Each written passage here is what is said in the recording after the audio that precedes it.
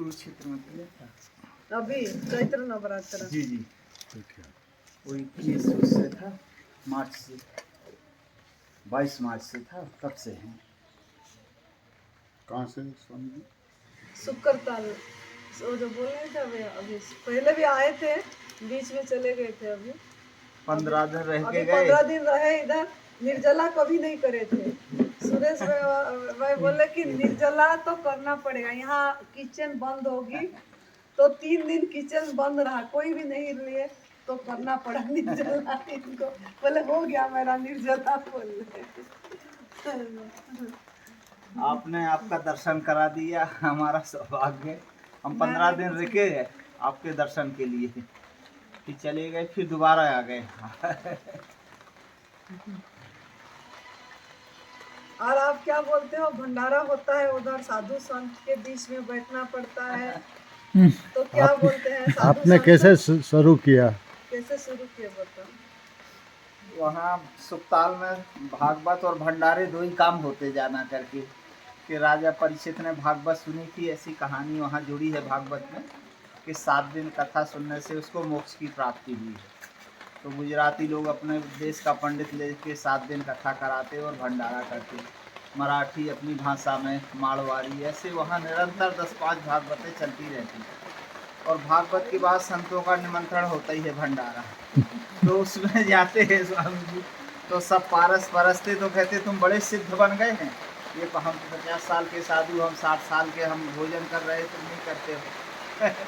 तुम सिद्ध बन रहे हो बड़े अपने आप को, क्या समझते? ये प्रभु का प्रसाद नहीं खाओगे अपमान हो जाएगा ये। तो एक चीज़ लेते इतने लेते हो, जैसे पूरी सब्जी नहीं लिया, तो कद्दू की सब्जी आई तो ले लिया, पूरी नहीं लिया, हलवा के, भगवान का अपमान हो जाएगा, सब लेना पड़ेगा। देखा भी जाता, कभी नहीं जाता हूँ।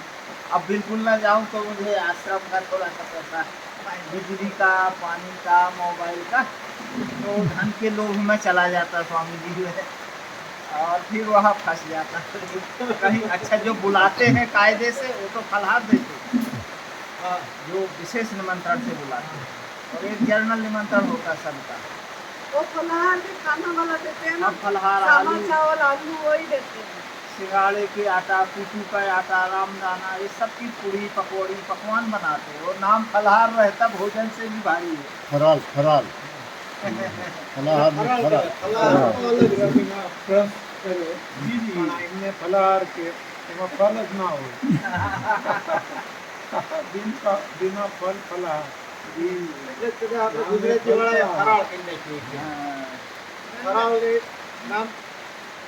मुझे फोन करते थे तो मैंने बोली आप भोजन छोड़े हैं? बोले नहीं, शाम को तो एक टाइम प्रसाद खाते हैं। मैंने बोली इस कपड़े में है तो इसका प्रचार करना है, तो आपको एक टाइम का भी छोड़ना पड़ेगा, तब आप साधकों को लोग प्रभाव पड़ेगा। फिर बोले ऐसे भंडारा में जाना पड़ता है, किस लिए जाते हैं? मैंने बोले तो यही पैसा का बात है। बोले सब प्रभु आपने इतनी सालों से इस कपड़े में है, फिर भी पैसे में क्यों मन रुकता है? हमने अगर इसको छोड़ देंगे, आप पूरी तरह इसमें जाएंगे, प्रभु अपने आप मान लिए आपको जो आवश्यक है पूरा करेंगे, आप क्यों फिक्र करते हैं? आप छोड़िए, मतलब फिर छोड़िए, छोड़े हैं अभी। और सुरेश भाई साहब से मैंने फ़ोन किया 1-2 बार, तो बोले पहले महीना 2 महीना छोड़ोगे तभी गुरु जी का दर्शन होगा, ऐसे नहीं आने। तो मुझे आपका दर्शन करना था, यहाँ रहने को मिलता नहीं, यहाँ रहने नहीं देते। और मैं मेरठ में, इलाहाबाद में भी डॉक्टर वो कर रहे हैं, शुभेंदु सज्जन डॉक्टर, उनके यहाँ मैंने शिविर किया है, मेरठ में, रांची में, कोटा में, पर सब जगह भोजन देते शाम को। वो डॉक्टर सज्जन स्वयं हमें 1 गिलास दूध 10 बजे रात के लाते थे, वो खुद पीते थे भोजन। हमने कहा है आप तो रहेंगे, बोले तो घर की गाय है स्वामी जी, हमारी देसी गाय है। माने इतना 100% नहीं करते लोग, आधे ही करते हैं। बोल रहे हैं कि खाली इधर ही इतना 100% का मैं देखा, चारों तरफ घुमाया, लेकिन इतना कड़ा था वो 100% 19 से सुनता हूँ, 19 से इससे जुड़ा हूँ थोड़ा थोड़ा। इलाहाबाद में डॉक्टर सज्जन लगाते हैं मांग मेले में, उनसे जुड़ा। फिर यूट्यूब में आपका मिलने लगा, सुनने आपका मिलने लगा, सबका सुना। मैं गया भी आपसे मिलने गुजरात वहाँ नडियाल गया, 3 दिन रहा संतराम आश्रम में। फिर चला गया भरूच से 19 किलोमीटर कबीरगढ़, जी जी, वहाँ रहा 1 हफ्ते तक। पर वहाँ बहुत लोगों से पूछा, फिर बोले अगर अमरेली चले भी जाओगे तो आपका पता नहीं था। फिर कई लोग बोले कि अमरेली में भी नहीं मिलते हैं, तो सहयोग नहीं बना, मैं नहीं तो उधर होके आया मैं।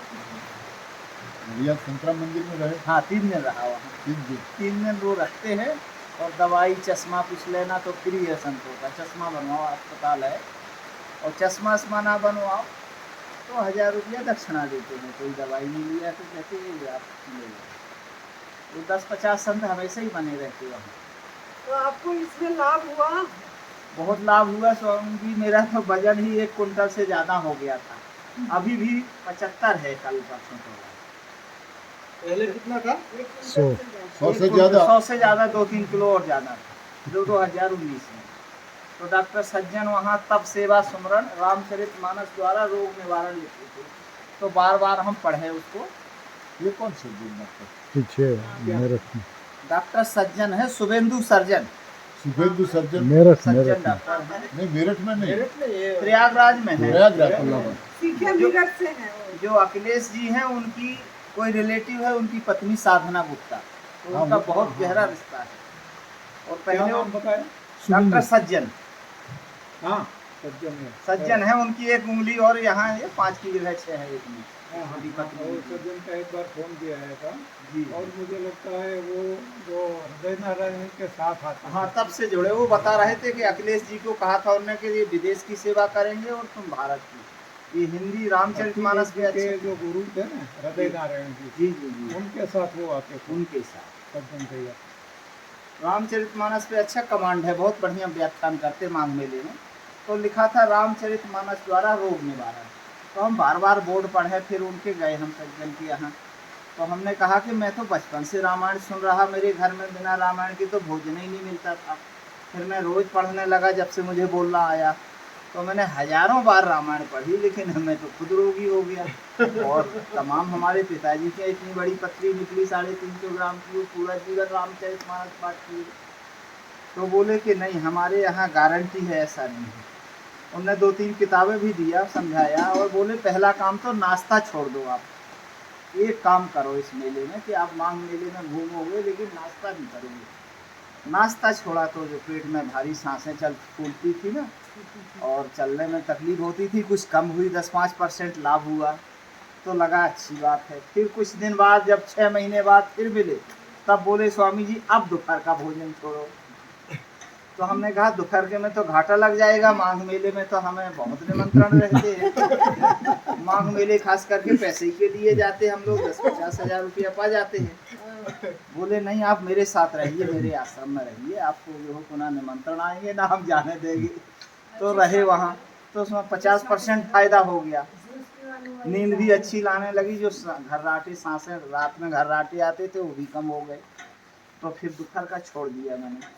तब से मैं शाम का भोजन करने लगा 2019 से, और तब से वजन का भी बहुत फायदा हुआ, घुटने का दर्द कम हो गया, शरीर की जो गैस थी, एक्स्ट्रा चर्बी थी, वो बहुत कम हुई, लेकिन अभी भी है थोड़ा, क्योंकि शाम को भोजन करते थे। फिर आपके दर्शन के लिए 2 महीना मैंने संयम तो किया, मेहनत कि नहीं करे, तो यही नहीं पूछ पाएंगे बोल के। आपने कह दिया उनसे बात करो, सुजीत सर से मैंने कहा, तो बोले ऐसे नहीं आ सकते का, 2-3 महीने यहाँ छोड़ो, तब आप यहाँ आना, तब गुरु जी के टाइम पे, नहीं तो नहीं आ सकते। तो मैंने कहा कि आना तो है, मैं कुरुक्षेत्र तक आ गया था, नवरात्रि वहीं किया। एक कबीर कुटी है स्वामी जी, उसमें एक संत हैं डॉक्टर देव नारायण शास्त्री, वो भी इस मेरठ से सीखा उनने जैसे हमने सीखा। तो वो भी ऐसा आधा अधूरा अपनाते हैं, शाम को भी भोजन करते हैं। हमको जितने अभी तक मिले सब भोजन करने वाले शाम का। मेरठ वाले तो शाम को खाने के सब लिए कर- बोलते ही है। वो तो 2 बजे ही फल दे देते, वो दे देते हैं सब्जी उबली हुई। तो मैंने मालती माँ से कहा था, तो बोले हमारे यहाँ बहुत लोग आते, हम इतने फल नहीं दे सकते हैं। तो हमने ये नियम ही बना दिया कि सब्जी उबाल के दे दो और सूप दे दो, और शाम को कुछ नमकीन या कुछ और देते हैं 4 बजे जल थोड़ा सा। तो इतना संयम पहली बार मैंने जीवन में देखा है। 50 साल की उम्र में, 35 साल हो गए इसमें मुझे। इस भेष में। और निर्जला तो एक दिन भी नहीं निर्जला कर नहीं किया कभी, मुझे नींद नहीं आती निर्जला जिस दिन करता मैं, रात दिन तो मैं कहता करा लो मेरे से। लेकिन ये और रात के 10 बजे रात तक ही कुछ मिल जाए। ये बार शिविर में आए तो करना पड़ेगा। हाँ, मैं कहा कि रात के दे दो, 10 बजे रात के दे दो, 11 बजे, और पूरा दिन ना दो चलेगा।